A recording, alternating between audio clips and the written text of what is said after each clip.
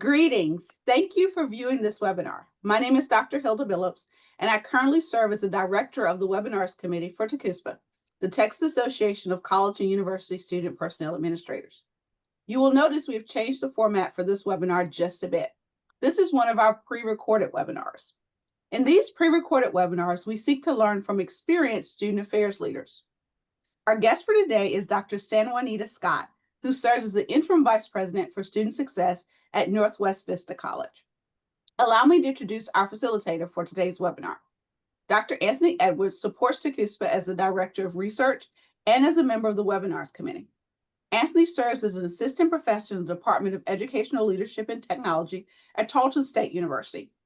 Anthony's teaching assignments include higher education leadership, higher education student services, higher education finance, higher education policy and politics, higher education history, and the comprehensive community college. Dr. Edwards previously served as director of Tarleton Online at Tarleton State University, a professor of biology at Panola College, senior vice president of talent at the Fort Worth Chamber of Commerce, and science department chair at Granbury High School. Dr. Edwards also served as a secondary science teacher in the Fort Worth ISD and Huckabee ISD. Anthony's research agenda focuses on organizational change in higher education with respect to strategic planning, STEM education, higher education marketing, academic advising, and educational technology. Anthony has published manuscripts in the Journal of Higher Education Management and the HAPS Educator.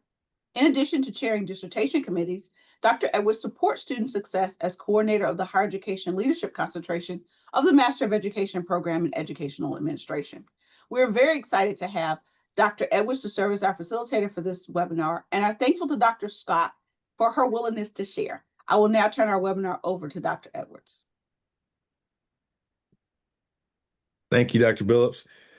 Today we have Dr. Sanjuanita Scott with us today, and Dr. Scott is the Interim Vice President for Student Success at Northwest Vista College, and it's one of the campuses of Alamo Colleges in San Antonio.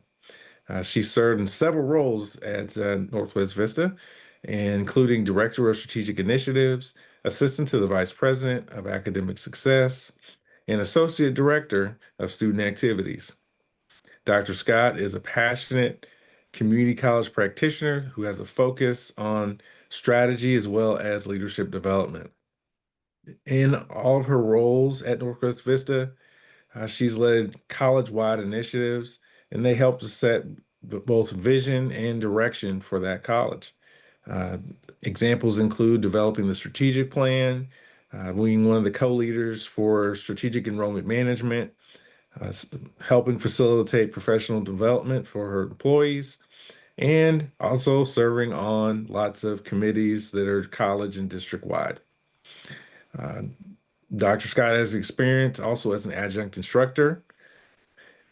Prior to serving at Northwest Vista, Dr. Scott also worked at University of Texas at San Antonio and worked in areas like graduate advising, financial aid, as well as pre-college advising for middle and high school students in the middle Rio Grande area. She's earned a PhD in community college leadership from Old Dominion University, as well as a Master of Arts in Public Administration from Webster University, and a Bachelor of Arts in English from the University of Texas at San Antonio. Dr. Scott enjoys spending time with friends and family, especially her husband and two daughters, who are both NVC students. Thank you for joining us today, Dr. Scott. Thank you for having me, Dr. Edwards. I'm so happy to be here. All right, well, let's get started with our questions. So, as a leader, you've had a lot of different roles in student affairs. What would you say is one of your biggest challenges in leadership, and how did you overcome that? I think one of the biggest challenges, and I mean this in the most positive way possible, is the people, the talent development, and learning how to lead different groups of people within different needs, within different times of the year, different environments, right? So I think that being very perceptive and very curious about the needs of the team and student affairs is really critical for the success of the team, right? And so I think I see it as a challenge. And like I said, I don't see it as a negative. I see it as something that I'm incredibly devoted to. Being a good and effective leader to promote student success is very involved in also promoting the success of our team members. So I think that being able to provide that support, being able to clear the path, Mhm. promoting innovation in ideas and making it safe for people to feel like they can express concern, challenges, celebrating is such an important part of the work that we do. And sometimes we don't do that as consistently as we could. So all of those things together, I think are something very, very important when you're a leader at this level in an institution. We're also a very large institution. We have 22,000 students. So we have a very Mhm. large team that can very easily you can very easily feel disconnected if you're not intentionally connecting with the different teams. I try to meet with everybody, whether it's the group, by unit, or with individuals, as much as possible. I try to make myself available to the teams as much as possible. Mhm. So I think that's one of the things we always also, as you get higher in leadership, you think, time is very challenging, but really being intentional about spending time with the people on your teams. I think it's crucial for the success. Like I said, our students are going to be successful if our team members are successful and feel like they really, that sense of belonging and the sense of ownership of their work. So that's really important to me. Interesting. And so I think what I've also heard is a bit of the transition from being strictly a student affairs practitioner to being a student affairs leader, Yeah. and not just making sure students are successful, but making sure that your team is successful and figuring out what roadblocks and obstacles they're facing. Makes me think about like path goal leadership and servant leadership, and how do you advocate for your team members so they can be successful? Exactly. Path goal leadership is something I kind of go back and forth between path goal and transformational leadership. Mm, I see that there's a lot of overlap there, right? Where you have to make a vision really, really clear, the goal very, very clear so that we are collectively working towards the same place. And then you build that intrinsic motivation in your team members, right? We are all working towards the same thing. At Northwest Vista College, we have defined student success as completion, as graduation, right? mm, That we know economic development in Texas is only going to improve if our students have good jobs when they graduate, right. right? Or transfer to a four-year university. And so having the commitment from all of the team members and making that super, super clear that we want our completion rate to be this, and this is how we're going to do it, right? So we set a really clear goal, and then working with each individual team or even each individual team member on what is your role in that? How do I help you develop that understanding? What do you see, right? More important, if it's an advisor or an enrollment coach, what are the patterns that you're seeing with their students that are coming in? How can I help you? How can I clear the path, like you said, so Mhm. that we can improve our processes and you have the tools that you need to be able to help our students? So yeah, I think that is one of the most important things to do, whether you see yourself as a transformational leader or as a path goal leader. That clarity of vision is so important. And Yeah. I also heard you talk about completion, Mhm. and a lot of times when we think about student success or student affairs, we think about other outcomes, right? We may think about, like you said, sense of belonging, or uh, social integration, academic integration. We think about, like, Tinto's retention model, things like that. But Texas is in this model now of sort of adjusting to the new funding model for community colleges, and there's certain outcomes that are, you know, at least the measurable outcomes for completion. Could you talk a little bit about that and what that means in student affairs and student success, and how you support that?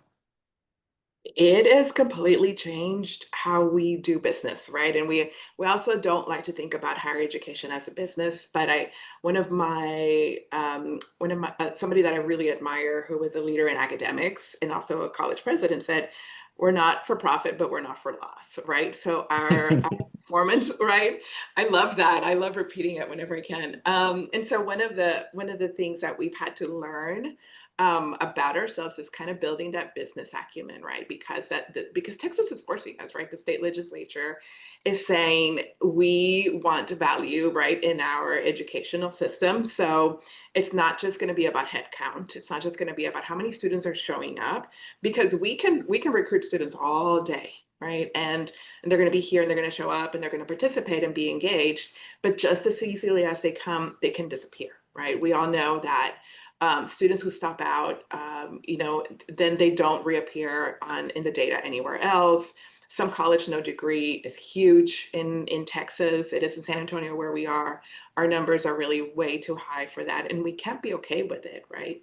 And so how that translates into student affairs is that, again, everything that we do, as we are very clear in our goal. If we have defined student success for us as completion, and then we also overlay that funding model, right? It's like, what does that mean? How are we getting paid? Because we still have to keep the lights on. We still have to reinvest Mhm. that money. Is what are those programs that are going to lead a student to be able to complete and then go get a job immediately, and a job that's sustaining. So career services is within my portfolio, right? As it is in a lot of student affairs. Career services, advising, are you on the right path? Are you taking the courses that are going to lead you to that? Do you really love this? Do you really love what you're doing or what you're learning about? And that's going to lead you really to be satisfied after you leave here. Same thing if you're transferring, if you're as a student, you have a goal to, go into medicine or go into accounting or business or finance or education. Are we clarifying that path for you? And are we connecting you in the right ways? Whether it's to career services, whether it's through student engagement, right? Student activities, Mhm. leadership activities. Are we providing that holistic support for the student so that you're able to see?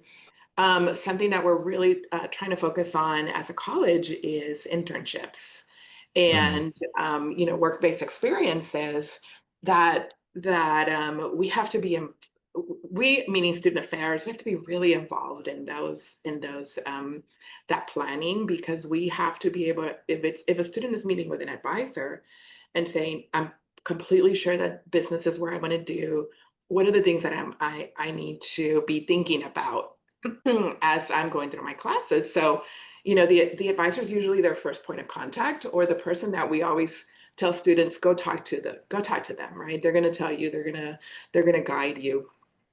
And so our advisors have to be super clear on what that means when they talk to the student. Who's a good faculty member to go talk to?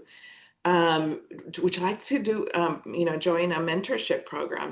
Let me help you Mhm. find a mentor to kind of walk you with you while you're here. We're a 2-year college, so our time is really quick with the students, so that to us is really, it's got to be in our DNA. And you're talking a lot about workforce, and a lot of what we're hearing nationally is a trend toward more focus on workforce. Mhm. You said career services in your area, and you mentioned internships, and so I think there's a general push toward having higher ed be more industry responsive. Yeah. Um, how is your campus or your district uh, engaging employers and getting their input and involvement in what's going on there at the college? Yeah, we have this conversation is in terms of both workforce and transfer programs, is something that is new to us, in the sense of how do we think about those transfer programs also as workforce programs? Because Mm, I was an English major as an undergraduate, and I think back at that time and really not having the conversation with anybody about what that was going to mean as far as employment, right? Clearly, there's learning outcomes in being an English major, right? And it's learning how to communicate and being a critical thinker and all of those things. But how do we translate that, right, um, into something that I'm able to talk about when I go into an interview, right? So those partnerships with industry are going to be critical. One of the things that we're learning in talking to a lot of industry, for example, engineering technology, is that communication is incredibly important, right? And human-centered design is really important for students who are learning how to develop products or code or build or even deal with patients, right? So communication and cultural relevancy and understanding all of that is important. Well, you find that in the humanities, right? And so how are we helping, in this example, how are we helping students who are in the humanities or in the liberal arts? How do we help them translate that into Mm, industry when they go to apply for a job, right? Because now I have a bachelor's degree.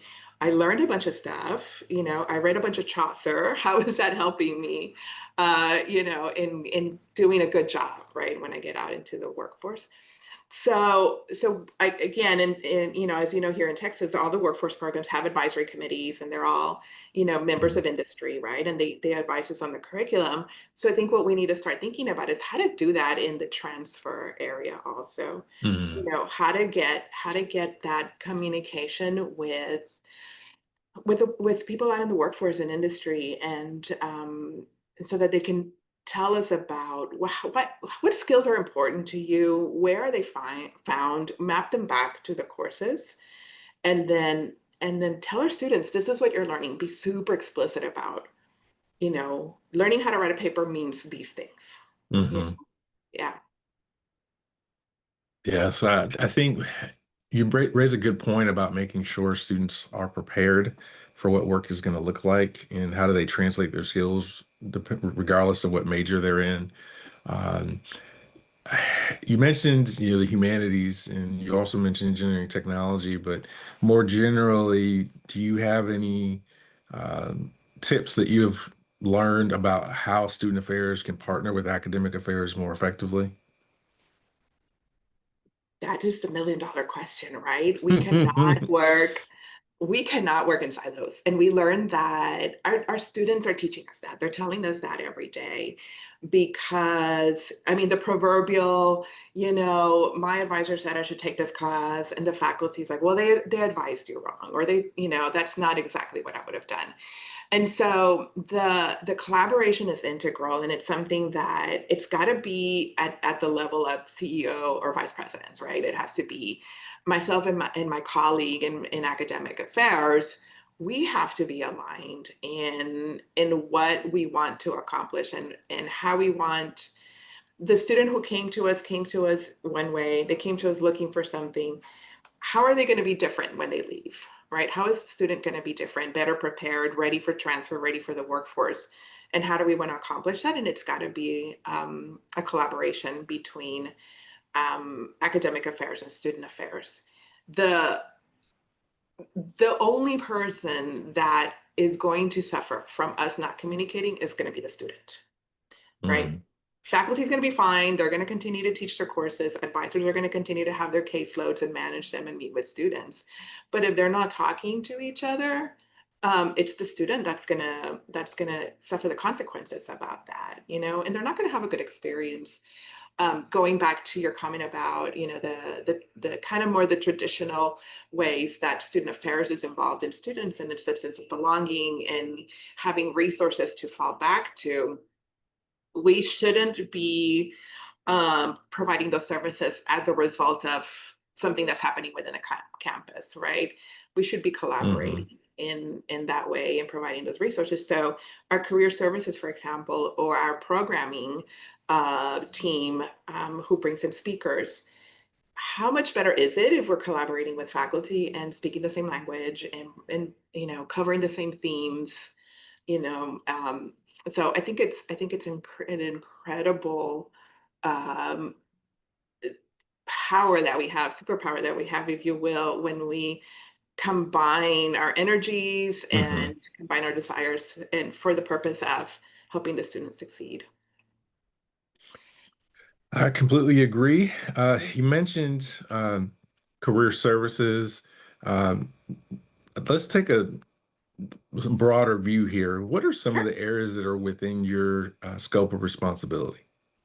Yeah, and here at Northwest Vista, the student affairs portfolio includes anything from connection to the students, so prospects, recruitment, high school programs, all the way to completion, right? So we have enrollment, the registrar's office, Mm. financial aid and business office, are their district components you mentioned were part of the Alamo College's district. So those are different, I'm sorry, district components, but they are within student success at the college. Advising career services, and then we have also all of our wraparound services. So services for students with disabilities, our veterans or military affiliated families, student activities, student life, our advocacy center, which is our resource center for students for, whether it's basic needs or crisis, and our student conduct office is also within this portfolio. So pretty broad. Yes. So I guess next question would be, given all of those different areas, how do you as a leader manage all of those different areas and find alignment? You have to build an excellent team, Mm. right? There has to be an excellent team of deans. I'm very fortunate that we're well resourced in our personnel, right? So we have 3 deans for student success that each have their portfolio, and we meet regularly, and we coach each other and we support each other so that we are very clear in our alignment, so that the messaging, because that's so important. If we have 3 different people talking to each a third of the team, the messaging has to be consistent, right? And they also need to be able to kind of stand in for each other, right? And so building an excellent team, I think, is how you do it. That is, and again, going back to path goal leadership or transformational Mhm. leadership, I have 3 very strong leaders, and but they're also very distinct, Mhm. and so being able to spend time and investing a lot of time into their own development, right? That, I always think about it. We're training future next step, right? So we're training future Mhm. vice presidents or future deans or future Mm. directors, so I think that having that level of leadership is very important. The next level after that, it's also, we have directors, right, who report directly to these deans. So also being able to provide them the resources where they are. They kind of straddle more operational and strategic worlds. So being able to provide them the tools that they need in order to be successful. And again, take that same communication, because now we're talking 2 levels. So take that same communication and do their own same translation for their teams. I think it's important.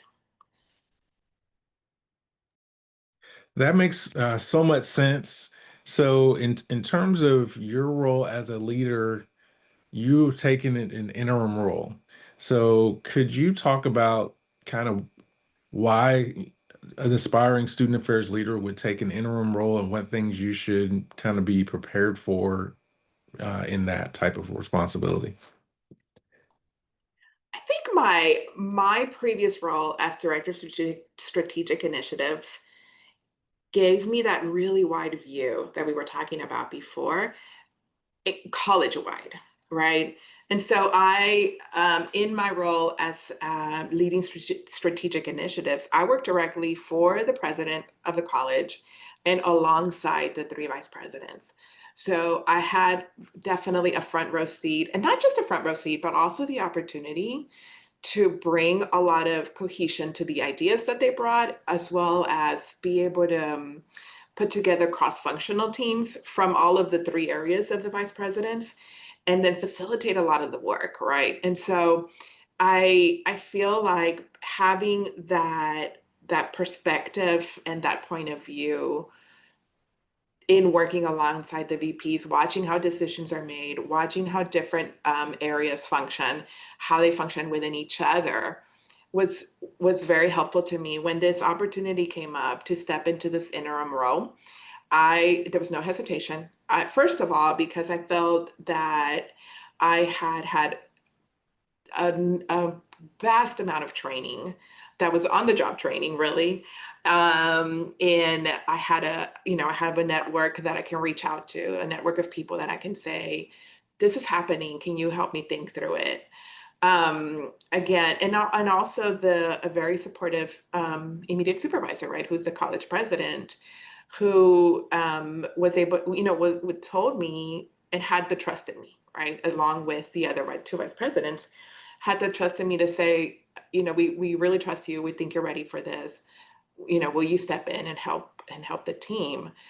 I said yes immediately because I saw the opportunity to serve this team. I also wanted to provide a sense of stability to the team, right? That they were not going to be worried about what's going to happen next, who's going to come in, and who's going to be a leader. I think that a lot of times we might underestimate or tend to underestimate the effect that change has on a large team like this, because they're thinking about it, right? Who's gonna be my new boss? What is gonna be asked of me? So I wanted to be really conscious of that. And as somebody who's been at this college for a while, I felt like I had a lot of social capital so that I would be able to step into an interim role, have the skills that I needed, have the support that I needed, and also have the credibility, right, and the social capital from the team that they were going to be comfortable with me stepping in, and that they were going to trust that I'm really very careful with the decisions that I make when I'm here. So, as you took on that role, what were some of your thoughts, plans, maybe for your first 90 days, and what advice would you have for new leaders as they take new roles? I'm gonna answer those separately, because when I stepped in, it was March, and March in a community college is right when you're coming into really, really busy time, right? And so it was a lot of listening really quick. How do we prepare for, April, May, June, which like kind of really pick up, right? We're having high school students coming in, we're having people getting ready to graduate. It's just like a really busy time for the community college. So how do I keep that in mind while also learning about the immediate needs of student affairs, of the entire team? How do we keep the work moving? And what are the things that I already know coming in that need attention right away? Right. And so one of the things that I knew for a fact that needed attention right away was our wait times for advising. So I talked to the team, I talked to the leaders in the advising area, and I said, tell me what are you seeing? What do you think what are some risks that we can take, that if they don't work, we're good. We can always go back to the old way. But if we go ahead and take them, they might actually work, right? And we might improve that process.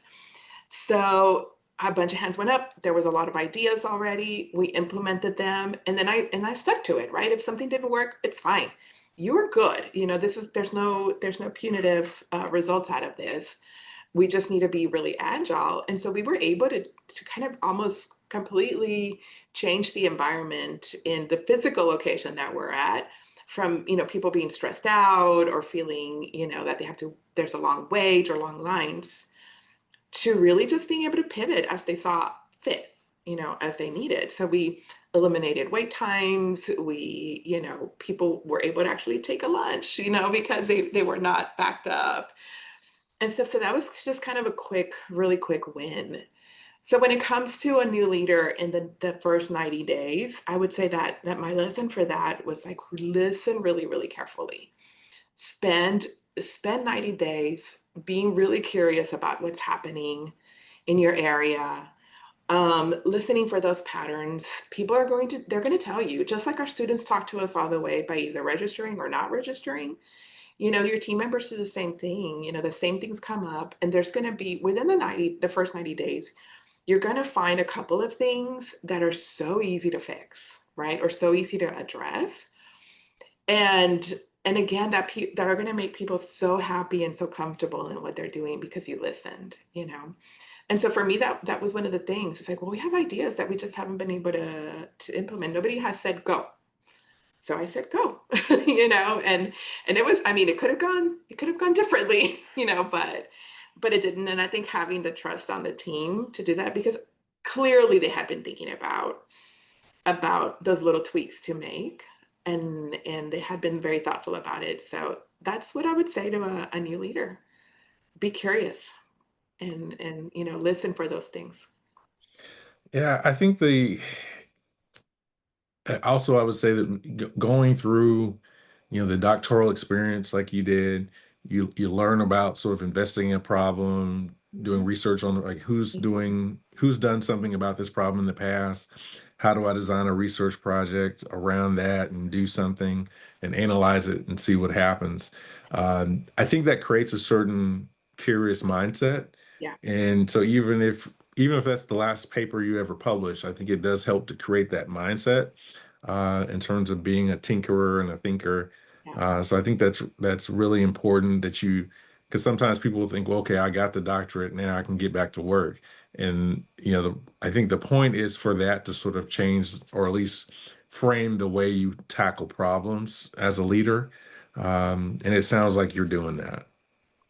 It does something to your brain, right? To go through the to go through the whole process of identifying a problem and doing the literature review and doing the analysis and picking a theoretical framework to base your research on. I think that's what definitely the approach that I take and that I try to develop people into doing, right? Like, what's our question? What's our problem? And let's spend time on the problem. Don't try to jump to solutions right away. And like I said, I knew that they had already been thinking about those problems for a long time. And so, yeah, I really do appreciate that training that we get in that in writing that really long paper. Yeah, Well, it does pay off in the long run. it I is. think it does, and it sounds like you've made the most of the experience. Um, when you look back on maybe leaders that you've worked with that have been extremely helpful, does any of the or do any of those leaders come to mind, and what's something that they taught you that has stuck with you? I think I mentioned, you know, uh, somebody who's become a dear, dear friend who was a college president, and you know, talking about thinking about things from a business perspective. We're being entrusted with resources, right? Whether it's money or buildings or team members, and what are we doing to reinvest that back into something that is going to help our students? That's been very helpful to me. Something that was a challenge. So you also learn from what not to do, right? And so learning from a former supervisor who was a high level leader at the college, um, that disagreement is okay. You know, we had an instance where I said, I understand that you are the final authority and decision maker, and I respect that. I want to make sure we get the facts straight. I am not asking you to change your mind.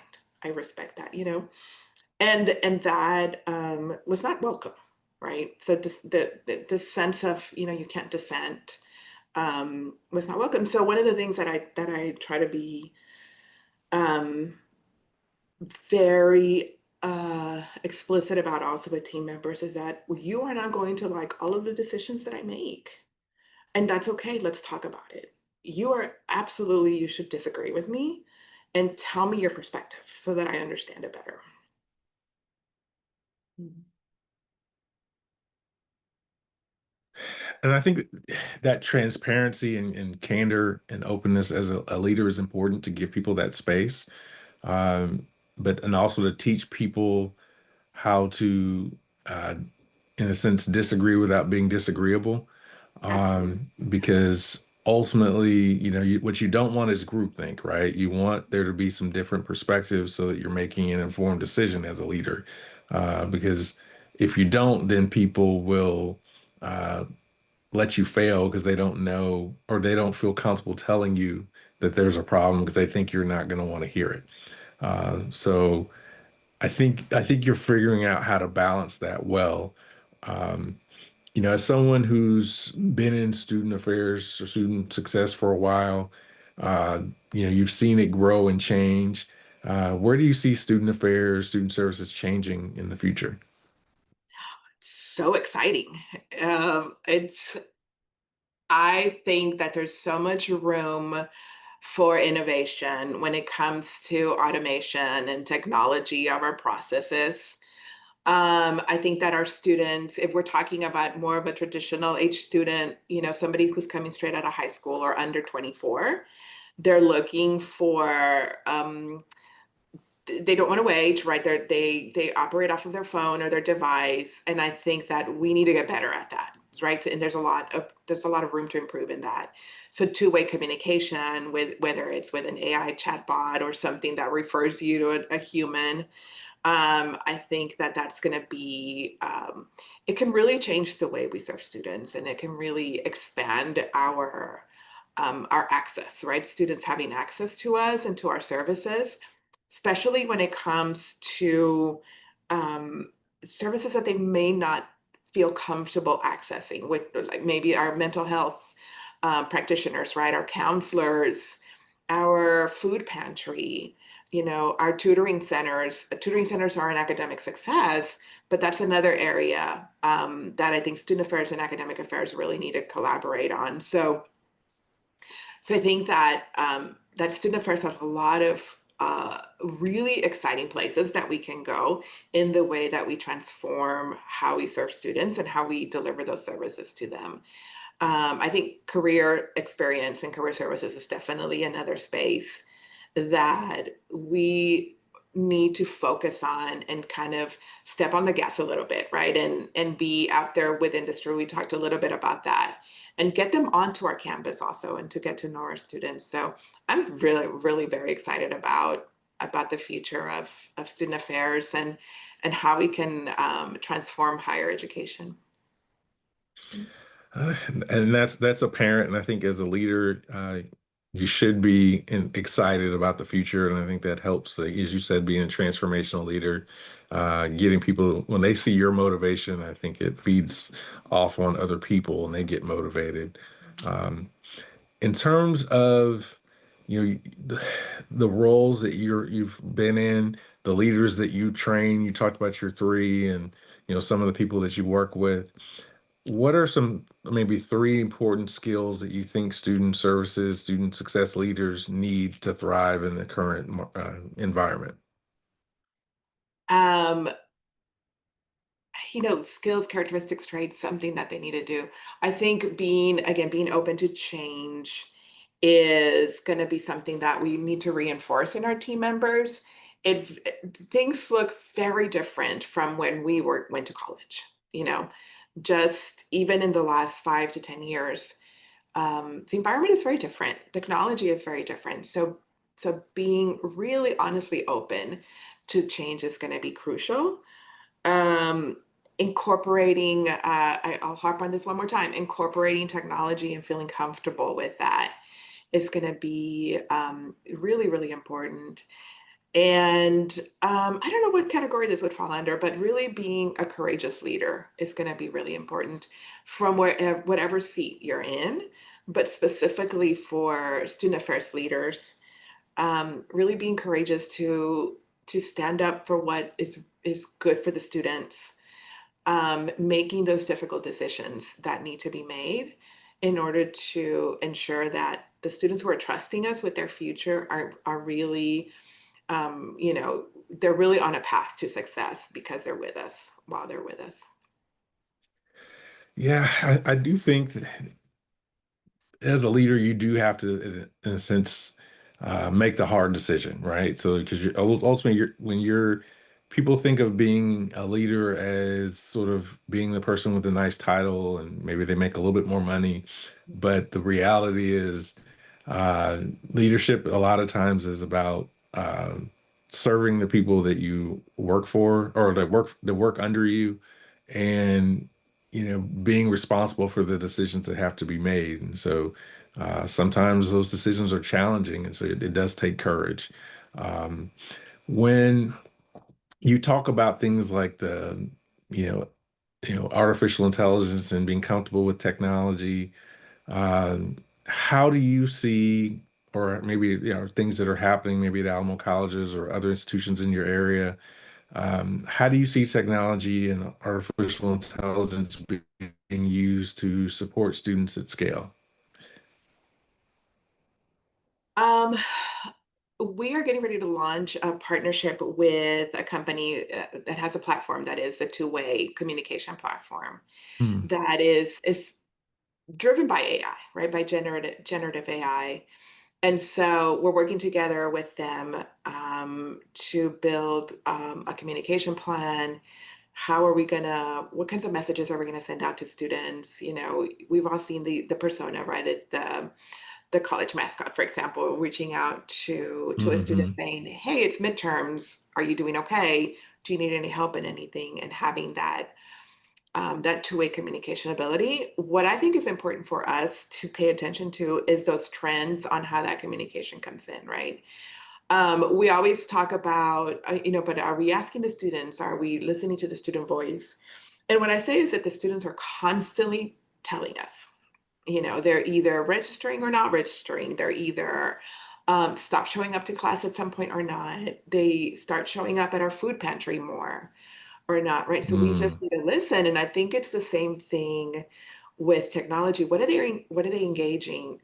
I don't know that our students, maybe the ones that are, like I said, under 24, are they going to the website? Is that where they go to find their information? Are they getting their information from their peers, their faculty members? So leveraging the technology that we have and the places where students engage with the resources that are online or different technology on campus, really paying attention to that, and again looking for those patterns, again being curious. What's happening? All of a sudden, there was an uptick in visits to the tutoring lab or the library. Do we need to resource that area better? Mm. So taking our cues from that. And if it's not clear, then then I love, going out to, for example, our veteran center when I know that that there's a certain deadline coming up, or something, and they show up, and I love just kind of hanging out and chit-chatting with them. So kind of the low tech version of it, right? But also, tell Hmm. me, what are you doing? What are you interfacing with? What do you like to do? You like to use apps? Do you go to the website? Or is Canvas working for you, right? Our learning management system Hmm. is, just kind of asking just everyday questions like that to learn more about how they're engaging. So what I'm hearing in that is a focus on assessment and figuring out when you say listen to student voice. A lot of times we think that's us maybe talking to students and having a conversation, and that's part of it. But what I'm also hearing is you looking at utilization data to see, our students taking advantage of this resource, or are they, like you said, what do the enrollment numbers look like? Are they enrolling as soon as they can, or toward the end of the enrollment period? So you're looking at that data to be able to make some informed decisions. How do you sort of build that culture of assessment in your division? Oh my gosh, that's a great question because we're always doing it. And we are right now at the college, we are trying to move from kind of, frequencies, how many students came to the thing, to trying to get more quality data, right? Or more informed data, go a little bit deeper. Who are they? Just like you said, who's registering at the end? Who's waiting till August to register? What's that student profile? And so I think the way to instill that into the team members is just that, just put out a couple of questions out there. And then we also we have the formal processes also of our assessment processes in the unit, action planning um, and helping all of our team members develop that acumen of being able to report back, analyze and report back what they're seeing. Mm, Even if, like I said before, even if it is something that they implemented that was not successful, there is something to learn from that also. If nothing happened, no finding is a finding also, right? What was going on? Time of day, whatever it is. How one of the questions that we ask frequently to our different teams we say, this is how, no, let me back up a little bit. We have a survey that tells us that students, the majority of our students intend to be a full-time student. However, most of our students, about 80% of them are registered part-time. So mm, those are incongruent, right? What's happening? And so we ask that question very frequently to our team members. What do you think is happening? And we'll often get answers like, well, maybe they just can't handle it, or they have to work, or other things. Okay, let's dive deeper into that. Like, what is making you think that? If that's your hypothesis, then let's go find out if that's really what's happening. Or is it that we're not offering the right classes at the right time? If it is that they need to work, can we give them a job here? You know? And so putting those hypotheticals out there, I think has helped us build that curiosity, with the team members. So there's kind of like the informal day-to-day part of it, and then there's also the formal assessment processes that we go through and cycles of improvement that we go through every year or periodically. So. okay, outstanding. So, as a leader, how do you sort of keep yourself renewed, engaged? Are there, books, podcasts, or just things that you do to kind of keep you, where you need to be? Oh, I love a binge. I love a good TV binge. I like listening to books. I just finished Strong Ground by Brene Brown. And I'm listening to the podcast the Dare to Lead podcast that she has, kind of like as a going through the book. Um, we're a Hispanic serving institution, so I like Dr. Gina Garcia's Que Pasa HSIs. That's something else that I like to listen to. It's relaxing because I don't have to. It's very personable. These two women and leaders are incredibly approachable in the way that they do their work. So it doesn't feel like work, right? It feels like I'm filling my brain and trying to stay up to date, and also just um, like I'm listening to two good friends. But like I said, I can watch a good binge on the weekends, and then just read fiction. Yeah, that's how I chill. Well, outstanding. Thank you so much for joining us today, Dr. Scott, for this important discussion. Some of my takeaways include collaborating with student affairs, uh, connecting student affairs to completion outcomes, partnering with employers, training future leaders on your team, feeling confident in your experience as you consider new roles and opportunities, being a good listener and being curious, looking for, to discover challenges and looking for opportunities to make quick fixes, and that allows you to build momentum and trust as a new leader. Some disagreement is okay. Dissent doesn't really mean disrespect. Um, Flexibility and important or an openness to change is an important skill, along with being comfortable integrating technology, being a courageous leader in student affairs, standing up for what's good for students and making the tough decisions, using AI to provide support for students at scale through communication plans, listening to student voice, whether those are student actions, or utilization, or student non-actions, things they're not doing. Finding out where students go to get information and making sure that you're there. Um, using data to create student profiles, and that allows you to create guided and targeted interventions, developing the acumen of analyzing a situation and reporting back. And, every project isn't always a success, but it's an opportunity for your team to learn. So a lot of great tips that I learned today. And so thank you so much, Dr. Scott. Thank you so much. This has been so much fun. Well, good. Well, with that, I'm going to turn the presentation back over to Dr. Billups.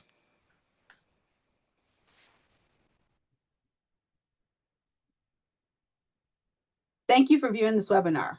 We would also like to thank Dr. Scott again for sharing with us. Please check our YouTube channel for more webinars like this one, as well as recordings of our other webinar types. If you missed a webinar this year, we invite you to watch the recording. If you're interested in presenting, serving as a panelist for a future webinar Wednesday, or participating in a pre-recorded webinar, please consider completing the proposal form.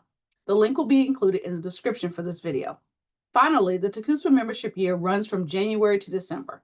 If you're not yet a member of TCUSPA, we encourage you to join us. Thank you and have a great day.